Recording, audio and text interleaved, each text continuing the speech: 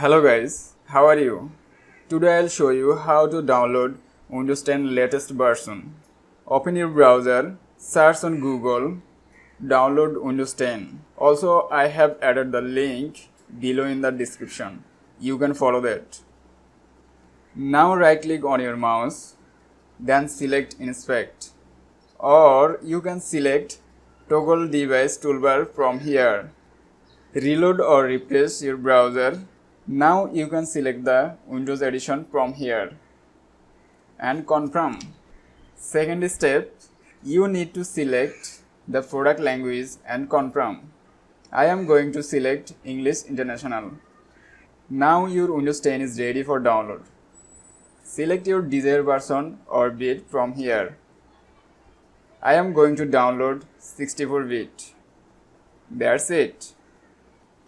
In the next video, I will show you how to create a bootable pen drive and install Windows 10 on your PC.